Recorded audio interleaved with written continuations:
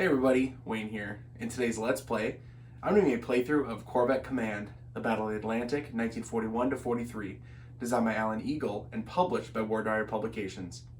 This is a solitaire, narrative-driven wargame where you command a Flower-class Corvette during the Battle of the Atlantic in World War II, and you attempt to escort a convoy safely across the Atlantic.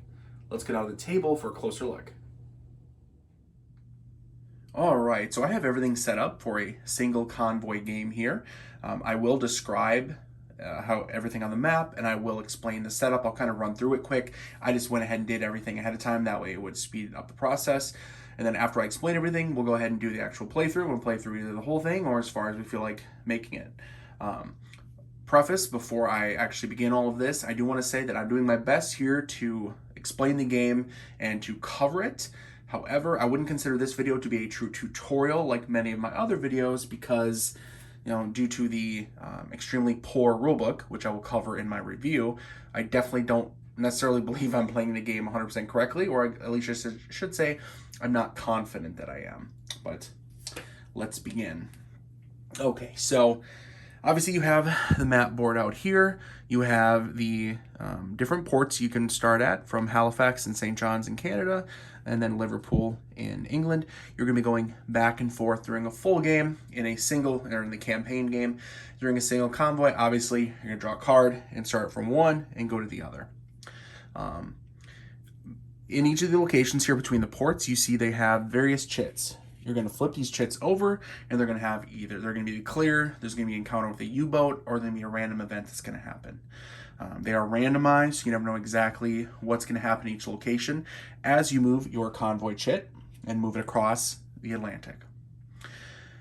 On the bottom half of the map here, you can see you have your Flower-class Corvette here. You have different ranges. This is where the U-boats will appear and be attacking the convoy or you, and you attempting to track them down. You have an area to keep track of hull damage.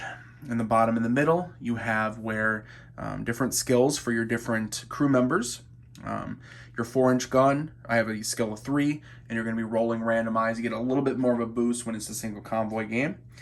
Your anti-aircraft gun, your depth charges, the lookout, the engineer, and the A-stick, or the sonar. Later on in the time frame, which I'm going to start at the very beginning of the war, which is May of 1941. Later on in the war, you gain things like radar, a hedgehog, and HDDF. I will not have those because I'm playing at the very beginning of the war, which means actually it's harder at the beginning, right? Because you don't have the same tools and technology you get later on to use against the U-boats. You keep track of your depth charts here with this chart. Keep track of weather. You have a couple little charts for the A-stick detection and for the U-boat attacking. A place to keep events.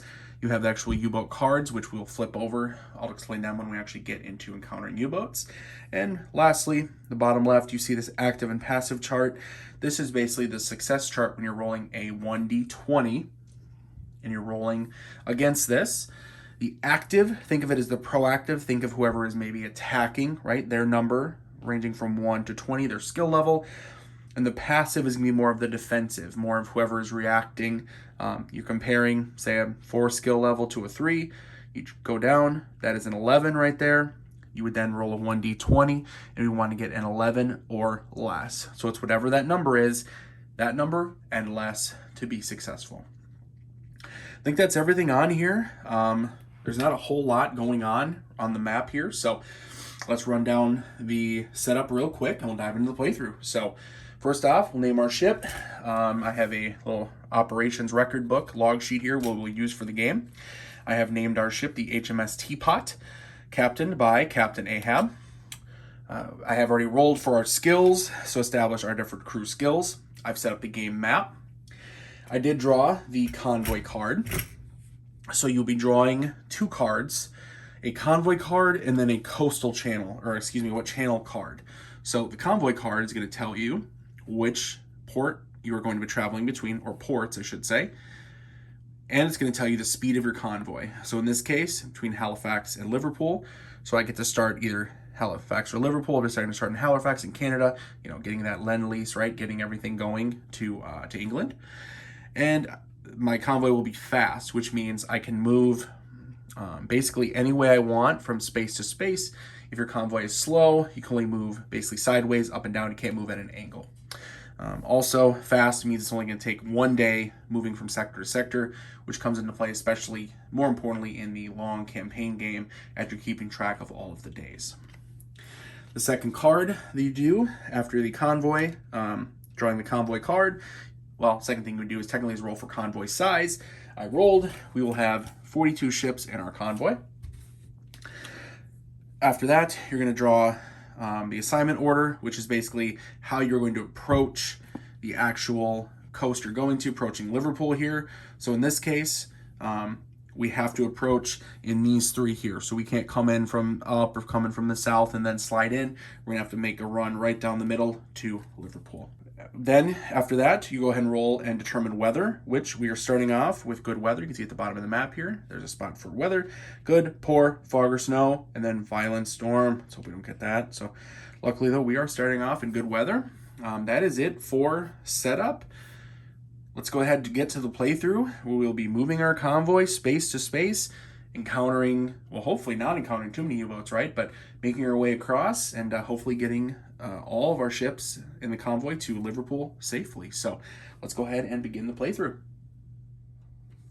All right, starting off, it is very first day. We are beginning our convoy, beginning our trip. So let's go ahead and mark it off.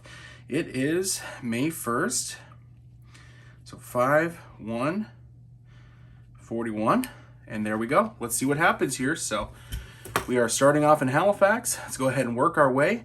We'll go ahead and just move. There's no reason not to. Go ahead and move east here.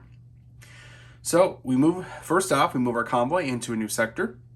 We then determine our weather in each new sector we are traveling by rolling like this. So what we do is we roll 2 d6s, and one will be a positive. We'll use white as positive and black as a negative. And we are seeing whatever the differential is, whether it's positive, the same, or negative. And then you're going to adjust the weather 1 space according to whatever that is. What do I mean? Let's go ahead and roll and see. So remember, positive and negative. So 6 positive minus 2 negative is 4 positive, right? So that is basically just a positive. So you don't need to worry about the actual number, which means the weather would increase, wouldn't go to the left. However, it's already at good, so it just stays at good. If we had rolled, say, 2 2s, it would have stayed at good also. But say we had rolled a 1 and a 2, 1 positive, 2 negative, it'd be -1. It would have went 1 over to poor. And even if it was, right, this, again, 1 negative or any amount of negative, means it just would have went over 1 to poor. But it does stay at good. All right. Weather conditions are good applied. It's good weather, so no worries there. Now we do roll for mechanical breakdown. You do that in every single area. So you roll a 1d20. If you get a 1 in good, poor, fog, or snow, you suffer mechanical breakdown. Any other number, you're good. If it's in violent storm weather, you get a 1 or a 2, you'll then suffer mechanical breakdown. We rolled an 8. We are good for this sector. All right, now we go ahead and reveal the underside of that sector counter. So this is the one that we space moved into. So let's flip her over. It is blank. That means nothing is going to happen to us in this sector. By the way, I don't think I covered it in the overview. It's very quick and easy. But the sectors, I notice you may notice that there's different flags, right? So Canadian, British, and then there's these sort of moons here over the ocean. You can see the bottom line here: Canadian sector, air gap, western approaches. So these spaces here that have the Canadian flag, those are covered by Canadian aircraft, right? So obviously there's ship support, right? Naval support. We're part of the convoy, but they had air cover. And then right here is western approaches. This is where they had air cover coming from England. And right here where the air gap is aptly named, right? There is no air cover at all. And that's why there's an increased chance of encountering U-boats in this area here. So, all right. So our area there, verse 1, nothing happened. So we can just put, for incidents, we'll just put, what should we put? NH, nothing happened. Nothing happened. Perfect. That's what we want to have the whole way. That's all this whole playthrough to be, is every single one is nothing happened. Is that the way it's going to be? Probably not. But hey, let's just do what we got to do. Okay. All right. So let's go ahead and move into the next location. Now, because we are a fast convoy, again, we can move at an angle. Regular would only, if you were a slow convoy, you can only move up or down, or to the right, like up, down, or to the right or left. we can move at an angle. And so what we're going to do, little trick here, we're going to move into St. John's, which there's no sector counter to review, but we will have to roll for weather and apply that. So move into St. John's. Let's go ahead and make a note because that does take a day. So 5-2-41. All right, now we're going to go ahead and we're in a new sector. So we're going to roll our positive negative dice, see if the weather happens. It's a draw, it's even, so it stays the same, so it stays on good. And that's all we have. We do over mechanical breakdown, of course. So 1d20. And we got an 18, so no mechanical breakdown. Perfect. Now let's go ahead and move. And let's go ahead and move an angle, and let's enter this sector right here. And we'll make note that the last sector, nothing happened. And now, May 3rd, 1941. New sector, check for weather. All right, positive, so weather stays as good. And let's roll for mechanical breakdown. A 1. So we did have a mechanical failure here. So upon entry to new sector, roll d20 on a roll of 1. And you see it's all crossed out because the player aid here is all messed up and is wrong. It's not the only thing that's part of this game that is wrong. Again, I'll cover all that in my review. So equal to 1d3 on the maintenance table. So 1d3, which, as you know, you just roll a 1d6. 1 and 2 is 1, right? 3 and 4 is 2, etc. A 1, thankfully only one area, so we roll undamaged area, so we go ahead and roll for that. A 1, that is our lookout. So for the lookout is, unfortunately, that is where we are trying to look out to keep an eye out for U-boats and things like that, so something that we definitely want to repair as fast as we can. So, but for now, the lookout itself will be damaged. So let's go ahead and prep for that. Let's see here. Put it down here. Bit of a harder difficulty. Let me go ahead and double check the rules for that. All right, yep, just like I thought. So the lookout is damaged, so it does gain a +1 difficulty. So basically add that there to show that, kind of like reduce our 2 to 1 basically. And then we roll 1d6 to get 1d3, I should say, to determine the repair difficulty. The repair difficulty is a 4, which, well, that would be 3.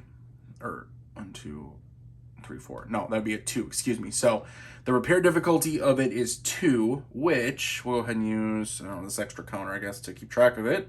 So what that means is that when we're rolling our engineer, so we get to do repairs at the end of a sector. So at the end of this one, when we're leaving a sector, we get to try to do a repair with our engineer. His 1 will roll against the 2. If it's successful, it will reduce the difficulty, or reduce it, the damage. It'll repair the damage, which was is the damage at, is that how many you have to repair it to? Here's already engaged on the function of the damage for 1 task harder counter from the damage area. Okay, it'll remove that one. So okay, yep, so that's good. All right. Okay, so that was the mechanical breakdown. Wonderful luck for us. Now let's go ahead and reveal the underside of the sector counter. Oh, it's blank, thankfully. So no U-boats yet. Perfect. Okay. So, no event, we have to move to a new sector, but we can roll repairs since we are moving, leaving this sector here. So, again, we check our engineer. He has a 1, so we're going to roll against a difficulty of 2. So, 1 active versus 2 passive is a 9. So, we have to roll a 9 or less to be successful. A 16, so we are unsuccessful this turn. We'll go to the next turn with the lookout still damaged. Okay? Which we'll go ahead and note that, actually, I think we forgot. Let's see, where do we go?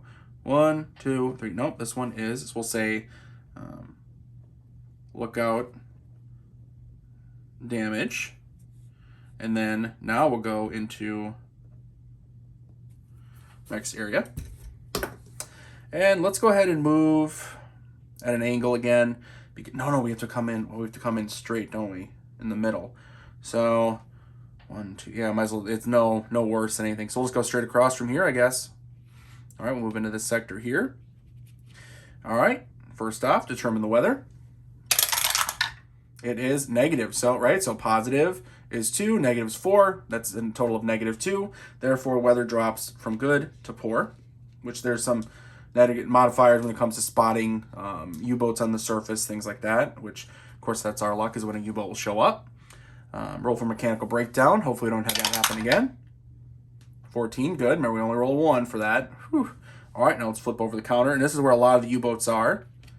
And sure enough, there's a U-boat. I spoke it into existence. So we are now going to have to deal with a U-boat attack. So how do you do that? First off, you go ahead and draw a U-boat card, flip it over, reveal it. So it is going to be a Type 7 U-boat. It is going to attack at medium and then close. It has a 5 attack, and its evade is 4. So we take the U-boat range counter here, place it at its combat range, attack distance, which is medium for this. Medium. So it could be long, medium, and then the C is for close range. On the map, it says short range. That's a misprint, typo, whatever you want to call it. Again, another one of the many mistakes that this game has. So put them at medium to start with. And then go ahead and begin the sort of attack sequence here. So first off, we want to determine if he is submerged or surfaced, which there is a chart in detection of it. So what is the surface or submerged? So we roll 2d6 and add it together. We rolled a 7. A 7 is right here. So the attack is happening at night and the U-boat is on the surface. Counter doesn't have any way to tell whether on the surface or not. You just have to remember that it's starting off on the surface. So what we'll do is we'll put on our chart here, we'll put night and then U-boat. U-boat attack. Oh no. All right. Oh no. U-boat coming at us. Okay. So he's on the surface, which means we do get a chance to try to spot him. So how that works is if he's surfaced before he gets to attack, we get to try to spot him. If we have radar, that would help us. No, no radar yet. The HFDF, don't have that yet. So all we have is the lookout. Unfortunately, lookout is damaged, but there is always a chance, right? So we're gonna go ahead and roll for spotting him with the lookout. So a visual sort of spotting of him, right? Check the map here. So what it is the lookout conducts a task 4, which basically means a difficulty 4, right? So the 4 would be the passive to spot with the following modifiers, which are not going to be good for us. So it's at nighttime, so +3 the U-boat skill. By the way, the U-boat right is at 4. So I'll just add them up as I go. So 4 at night, so +3, so 7. It's at medium range, so that adds +2, so that becomes a 9. And then the weather is poor, so that adds an additional 2, so 11. So our lookout against an 11, which our lookout right now is reduced, remember, from a 2 to a 1. So 1 versus 11 is a 1. So we have to roll a 1 or less to spot this U-boat while it's surfaced. Roll a 19. Unfortunately, that ain't going to cut it. So the U-boat is going to get off very first attack. It's actually going to attack. Well, it attacks surface and then it'll crash dive. So it attacks. So run through the U-boat attack sequence. So it is going to launch torpedo. First off, you roll a 1d20. On a 1, it's attacking my Corvette, my poor HMS Teapot. On a 2 to 20, it's attacking a convoy ship. A 15, so it is attacking a ship in the convoy. So we roll his attack. Very simple, just like we would with the chart here. So the U-boat attack, it's at medium range, so there are no modifiers for either U-boat skill or convoy skill. You check his attack number, which is attack number is 5, and the convoy is a 1 by natural. So it's on here, attack convoy is skill 1. So it's 5 versus 1. So 5 versus 1 is 14. So 14 or less, the torpedo hits, and it'll automatically, a hit means it sinks one of my convoy ships. A 20, so it's not successful. 20 is not good for success, right? Remember, lower better when you're rolling for success in this game. So 20 is a miss. So the torpedo goes wide, Fortunately for us, that's awesome. Now we get a chance for the A-stick, through the sonar detection. So we get to roll our sonar skill. Now, no modifiers for being at any sort of range or anything like that. So we're just going to go ahead and roll against our A-stick skill, which is 2, against the sub's evade of 4. So 2 versus 4 is 8. So we have to roll an 8 or less. A 12, unsuccessful, so we do not detect the sub. Oh, and then another thing, we want to keep track because types 7s can attack 3 times, and then they disengage, go summon a wolf back if they're not sunk. The type 9s or 13s, they will get attacked 4 times. So what I like to do is I take one of these crew skill counters, I put it on here to show, hey, he launched his first attack already. So unsuccessful in finding him or not. So now it goes to the sort of next attack. So now he will conduct his second attack, because again, he will conduct up to 3 attacks. All right, he is submerged, of course, so he will launch his attack. So same thing as before, we go ahead and roll a 1d20. And he stays submerged now. He doesn't come back up or anything like that. So, and he rolled a 1. Oh, so he's going to shoot a torpedo against me. Oh, fantastic. Okay, so go ahead and launch a torpedo at medium range. And a little torpedo counter here to show it is coming at me here. And then I have my process here, which I don't really have a player aid for it, so I'm just going to have to run it out of the rule book here for when a Corvette has a, where is it at? U-boat or a torpedo coming after me. Okay, torpedo attacks versus Corvette. Launch at the range, and I may make a lookout and an A-stick roll, so my sonar, to try to find it. So, first off, the lookout. So, the weather is poor, which adds +1 to the torpedo skill, and you can see the torpedo is lookout, which is my active, versus torpedo of 4. Aztec is active, torpedo of 3. So first off will be the lookout skill, which is torpedo, what starts off at a 4. So because it's no modifiers for range, just the modifier for weather +1, so he'll become a 5. My lookout is still damaged, my lookout is still only a 1. So 1 versus 5 is 6, so I have to roll a 6 or less to spot it. I did not spot it with the lookout. Now let's see if I'll spot it with the sonar. Sonar is my skill of 2 versus the 3, plus, I'm trying to see, no other modifiers, only if he's at close range, which he's not. Okay, so again, 2 versus 3, which 2 versus 3 is a 9, so 9 or less.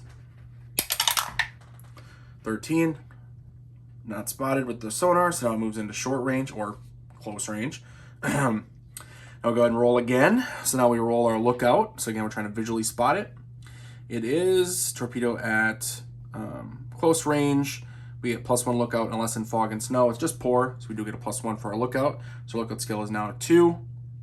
It was not previously detected, so it's just a 2. And then for poor weather, hang on, his torpedo skill goes up by 1 as well. So it'll be 2 versus 5. So 2 versus 5 is a 7. Go ahead and roll for that. A 4. That is successful. So he is, it's detected. So what it is that when we get to roll our roll against dodging it, that plus will help. And it is plus to a Corvette skill here. So what happens is, so we roll our final lookout. To evade the torpedo, Corvette must roll a skill active for the Corvette's maneuverability versus a skill 4 torpedo passive. If you have any hull point damage or engineering, it'll help the torpedo. Successful lookout, spotting the incoming torpedo at long, medium, or close, which is what we did. We get a +1 to our skill. So it'd actually be 5 versus 4 to try to dodge torpedo. So active is 5, passive is 4. So that is a 11. So 11 or less. A 16, so we did not dodge the torpedo, so the torpedo hits us. Torpedo hits, we roll a 1d6 to determine how much hull damage and then how many areas are damaged. We got a 4, which is 1d3 hull and 1 area is damaged. So, oh, I'm sorry, it's 1d6, not a 1d20. So, I'm sorry. So 1d6, a 4. So 4 is 1d3 hull and 1 area damage. Hey, there you go. Lucky us. So let's roll for the hull damage. 1d3. So again, 1 to 2 is 1. 3 to 4 is 2. 5 to 6 is 3. That is a 6. If the Corvette suffers 3 hull damage, which the 6 is 3, right? It sinks.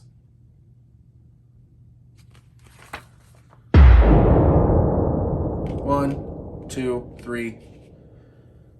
The HMS Teapot sinks. Captain Ahab goes down with his ship, and we fail in our convoy duty. We made it 4 days in, and we sunk. Now, most of our crew will likely be picked out of the icy Atlantic Ocean, especially since we're so close to St. John's, so close to the coast of Canada. So likely our crew will recover. I don't know if I'll be given another ship, but that is the end for the HMS Teapot. Now, I'm going to go ahead and pause it there and say, hey, that's what happens sometimes in these games, right?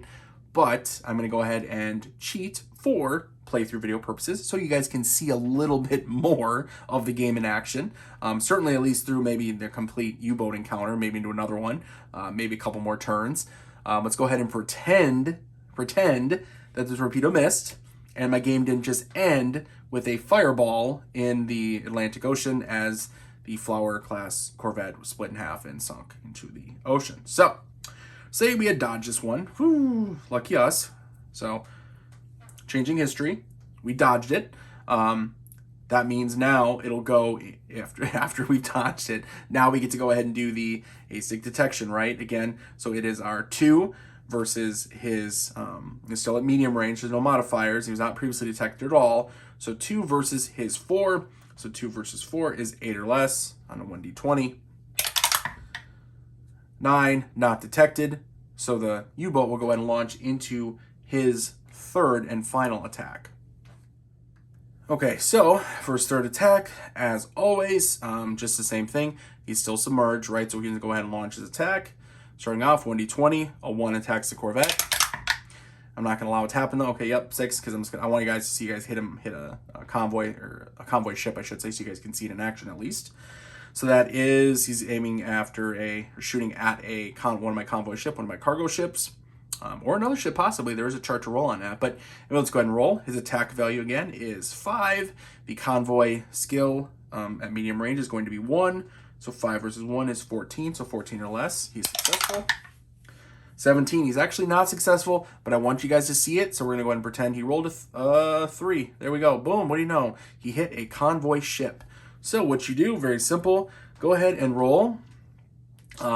Convoy ships, here's how you figure it out. You want to see what the ship tonnage and type of ship. It's generic, just going to be a cargo ship. It starts at 6,000 tons. You add 1d6,000 for a positive die and subtract 1d6 times 1,000 for the negative die, and that determines the tonnage. If doubles are rolled, then you check a chart to see if it's a special ship. So let's go ahead and roll.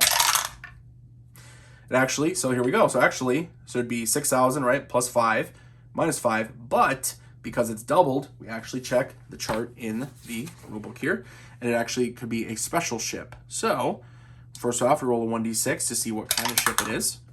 A 2, so it is a tanker. And so we roll 2d6 times 1,000. So 5, 6, 7. So 7,000 is a 7,000 ton tanker that is sunk. And so what you do, go ahead and note,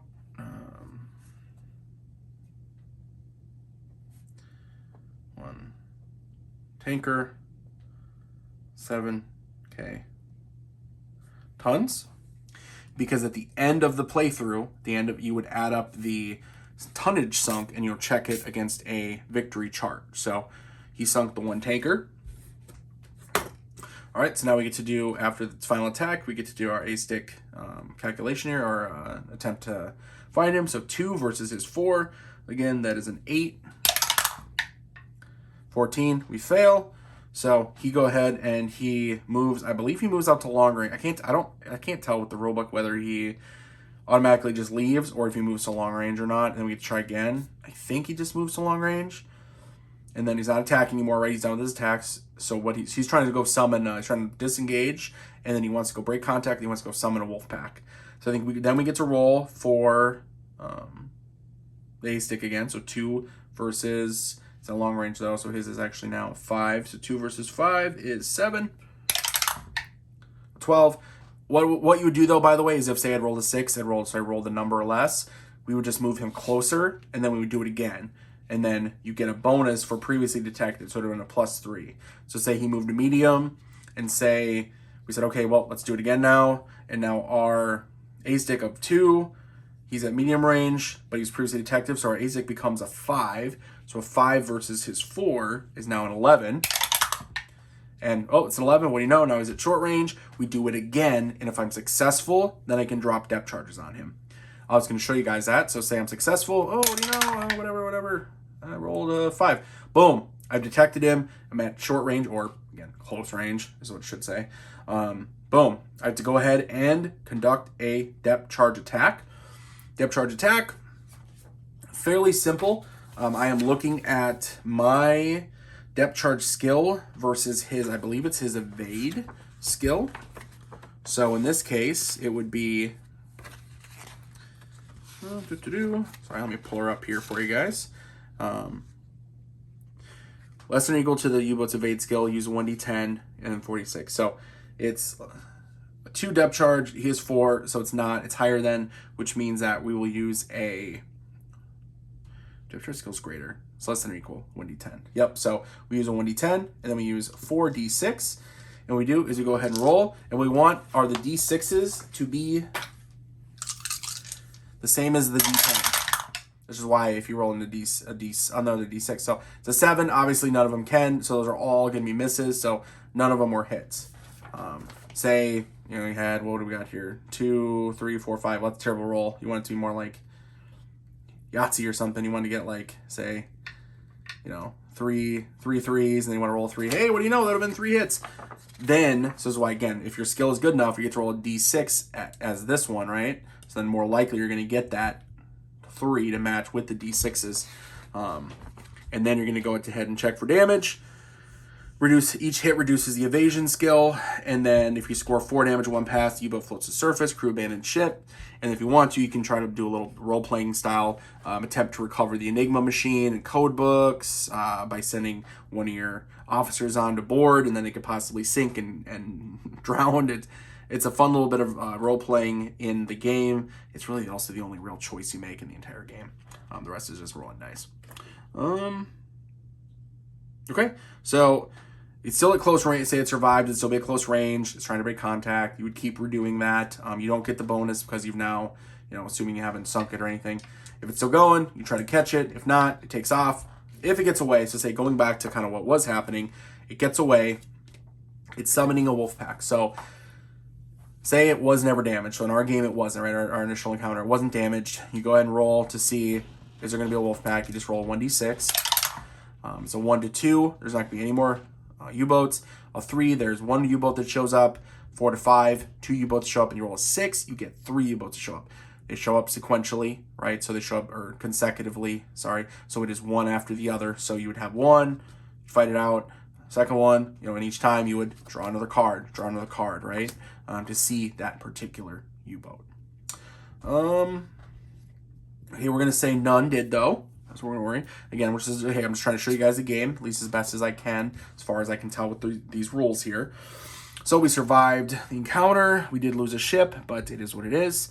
So we go to, say, the next turn. Go ahead and move. Oh, actually, we want to repair. Don't forget, we want to try to repair, right? So we're rolling our engineering skill against a difficulty of 2, which our skill is 1 versus 2 is a 9, so 9 or less is a 5, so we're successful. Yay, we repaired our lookout, so we're back to full ability. Go to the next area. Set them aside here. And of course, as before, you log it in the logbook. 1. Check for weather. Hopefully we get positive and get back to good weather. Oh, that's a negative, so it actually goes into fog or snow. Uh-oh, not good. We're still cruising along fast, but that's just what it is. And then Roll for mechanical breakdown. A 1, right? No, 18, thank God. And we go ahead and check. Flip over the sector counter. Oh, what do you know? Another U-boat. So we would then deal with the U-boat, you know, flip a card over, place them at, in this case, medium range, and go ahead and fight out another combat. We're not going to do that, though, because, again, I'm just trying to show you guys the game a little bit here in action. And you keep going, flipping over, U-boat, blank, U-boat, blank, blank, and blank. Now, there are... maybe there aren't any more. Ah, there it is, random event. So random event happens, ding, ding, ding. Very simple. There is a random event chart. You would go ahead and roll on. I believe it's a 1d20. Yes, it is. Roll a 1d20. Let's say we got a 10 here. It would be, oh, what do you know? Air raid. Next time you're leaving or arriving into Liverpool, you find it being bombed by the Luftwaffe. Place this marker on the random event box in the game app as a reminder. So it's the Bomber 1. I believe it's, place it, in the random, there we go. So you place it here just to show like, hey, there's gonna be some bombing. Luftwaffe takes the opportunity to attack the ships in your convoy. Roll 1d6 to determine the number of attacking aircraft. And then you go ahead and roll. Your Corvette is close enough to attack one of the attacking aircraft. Apply your AA skill, anti-aircraft skill versus aircraft skill 3. Paint a victory marker on the side of your mounting. If successful, remove one aircraft from the attack sequence. Then you roll for the attacks to see how many ships in your convoy take bomb hits and are sunk. You make it to the end. You survive this gauntlet, and then a campaign, you would just keep playing, back and forth, and you'd start there, and you'd go back to here, then you go there, and go back and forth, in a quick play single convoy. You go ahead, like I said, you just check your victory conditions, see how many tons were sunk. So less than 20,000 tons, you have victory. 20,000, 30,000 tonnage, you did your duty. Above 31,000, significant loss. We had one tanker of 7,000 tons, so we were a third of the way towards switching from victory to we did our duty. So who knows what could happen when you play a single game, a single quick play, single convoy of Corvette Command. So yes, that is Corvette Command, Battle of the Atlantic, 41 to 43. Hope you guys enjoyed this quick and dirty partial playthrough.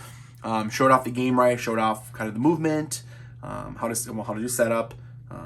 Movement, you know, you have your skills for your crew, you're moving from area to area, revealing the counters, you're dealing with random events, you're dealing with attacks by U-boats, you're dealing with weather, you're trying to sink these U-boats, but early in the war it's going to be a lot tougher. You just don't have necessarily a lot of the other skills. Later on in the war, you're going to have radar, the hedgehogs, and then the HDDF, which both of those are going to increase for detecting, and then hedgehogs obviously helping with attacking. Trying to think. Yep, conducting repairs and just trying to get as many convoys shipped to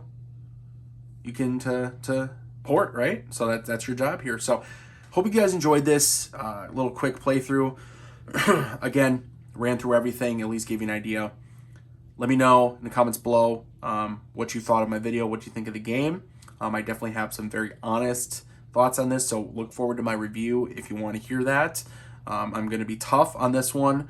I'm going to be fair. I think I'm going to be fair, but I'm going to be very tough on it as it's been released and what we're looking at, what I'm looking at as I'm trying to learn it and trying to play it. So, hope that's enough. All right, guys. Till next time. Later.